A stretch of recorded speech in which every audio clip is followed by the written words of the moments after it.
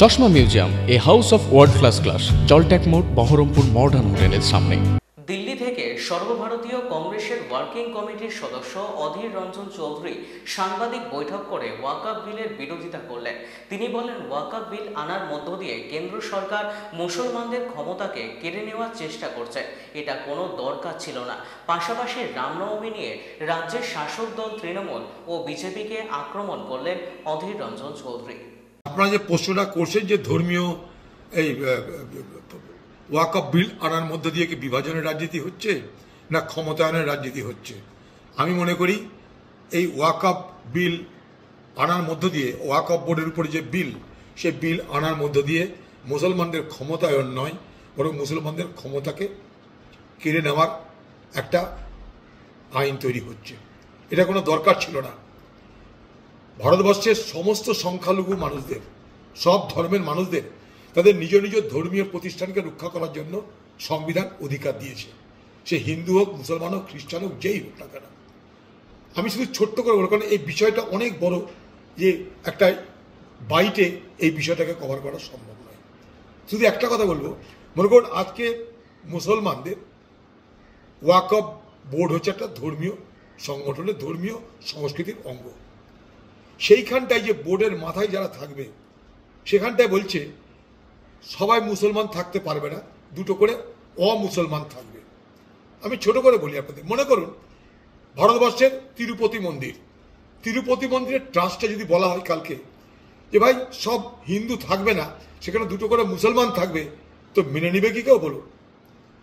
পুরীর মন্দিরে তাদের যে ট্রাস্ট, সেখানে বললাম দুটো করে মুসলমান থাকবে, সব হিন্দু থাকবে না, মানবে কি? তাহলে খামোখা মুসলমানদের যেটা প্রতিষ্ঠান, সেখানটায় দুটো করে মুসলমান রাখার পিছনে উদ্দেশ্যটা কি? উদ্দেশ্যটা নিশ্চয়ই মুসলমানদের ক্ষমতা আয়ন নয়, মুসলমানদের ক্ষমতা দেওয়া নয়, বরং মুসলমানদের কাছ থেকে ক্ষমতা কেড়ে নেওয়া। এটার মধ্যে দিয়ে কি হবে? আমাদের সমাজে বিভাজনের রাজনীতি বাড়বে, বৈষম্য বাড়বে, অবিশ্বাসের বাতাবরণ তৈরি হবে। এটার কোনো দরকার ছিল না।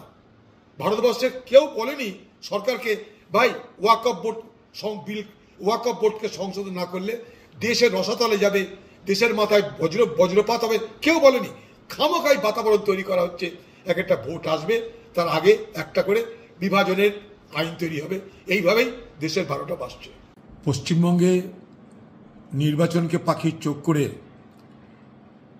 ক্ষমতাসীন তৃণমূল পার্টি এবং তার বিপক্ষে বিজেপি পার্টি, তারা এখন থেকেই নির্বাচনী ময়দানে নামার ব্যবস্থা করেছে।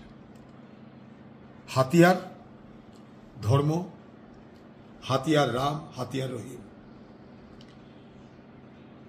পবিত্র উৎসব ঈদ উল ফিতরের জামায়াতে একটা মহিলা হয়ে ধর্মীয় নিয়ম কানুন, রীতিনীতি সবকিছুকে অবজ্ঞা করে, উপেক্ষা করে একটা মুখ্যমন্ত্রী সে বক্তৃতা দিচ্ছে, যার নাম নির্বাচনী বক্তৃতা, যার নাম বিভাজনের রাজনীতি। সারা বাংলার মুসলমান সমাজ, আমি মনে করি না একটা মহিলার নামাজের জামাতে উপস্থিত হয়ে, বিশেষ করে ঈদের মতন পবিত্র দিনে হঠাৎ করে রাজনৈতিক বক্তব্য দেওয়াকে সমর্থন করেছে। আমি বিশ্বাস করি না। এ বাংলায় কলকাতার বুকে যারা থাকে তারা উর্দুভাষী মুসলমান, সারা বাংলায় আছে বাঙালি মুসলমান। আমি বাঙালি মুসলমানদের কথা জানি বলেই বলছি। যে মমতা ব্যানার্জি বাবরি মসজিদের ঘটনার পর অনুতাপ হতে দেখেনি, যে মমতা ব্যানার্জিকে গোদ্রাকাণ্ডের পর অনুতপ্ত হতে দেখিনি, গোদ্রাকাণ্ডের পরেও যে মমতা ব্যানার্জি নিশ্চিন্তে বিজেপি সরকারে সামিল হয়ে বছরের পর বছর মন্ত্রী থেকেছেন, হঠাৎ করে তাকে এত মুসলমান প্রীতি করতে হচ্ছে, তার একটাই তো লক্ষ্য নির্বাচন, সেটা আমরা বুঝি। কিন্তু মমতা ব্যানার্জি সেখানেও ক্ষান্ত থাকছেন না। তিনি ভয় পাচ্ছেন হিন্দুরা আবার একজোট হয়ে যায়। তাই রামনবমীকে কেন্দ্র করে তৃণমূলের নেত্রী, তার দলের কিছু নেতাকে রামনবমী তোমাদের না রামনবমী আমাদেরও সেই লড়াইয়ে উত্তীর্ণ হয়েছে। লক্ষ্য করবেন বাংলার মানুষ খুব সুকৌশলে মমতা ব্যানার্জি এবং টিএমসি বিজেপিকে অত্যাধিক বেশি করে প্রাসঙ্গিক করে দিচ্ছে বাংলার রাজনীতিতে, যাতে ধর্মনিরপেক্ষ দল হিসাবে কংগ্রেস বা বামেদের সংকট বাড়ে। এমন কিছু করার কোনো প্রয়োজন ছিল না।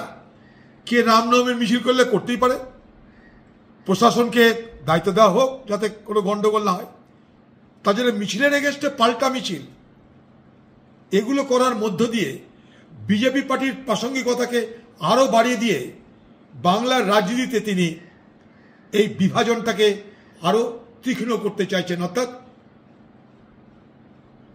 বাইনারি যাকে বলি আমরা, পোলারাইজড ভোট যাকে বলি, এই বিভাজনটাকে আরও তীক্ষ্ণ করতে চাইছেন। এই সূক্ষ্ম চালাকিটা বাংলার মানুষ বোঝার নিশ্চয়ই চেষ্টা করবেন। এতদিন তার দলের লোকরা কখনো রামনবমী পালন করেনি।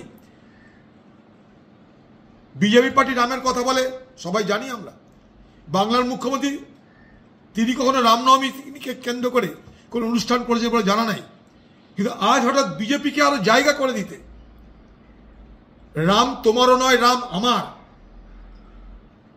এই প্রতিযোগিতায় নেমেছেন। কারণ উনি জানেন যে ঈদের জামাতে যা ভাষণ দিয়েছি, মুসলমানদের ভোট নিয়ে দুশ্চিন্তা নাই, আমার সঙ্গে তো থাকবেই। হিন্দু ভোট যাতে বিজেপি ভাগ না বসাতে পারে, তার জন্য এবার ওদের রাম তো আমারও রাম আছে বলে নেমে পড়ছে। আমরা চাই এ বাংলার মানুষ আপনার ধর্মনিরপেক্ষ রাজনৈতিক দল হিসাবে কংগ্রেস বামেদের কথা অবশ্যই ভাববেন। রাম রহিমের বিভাজন করে দেশ বড় হতে পারে না। এ দেশ রাম রহিমের মিলনেই বড় হতে পারে। আমাদের সকলের নিরাপত্তা রাম রহিমের মিলনে। এই রাজনীতি, এই বিষাক্ত রাজনীতি থেকে বাংলার মানুষ মুক্ত হন। এই বাংলার মুখ্যমন্ত্রী মমতা ব্যানার্জির এই চালাকিতে বাংলার মানুষ পা দেবেন না।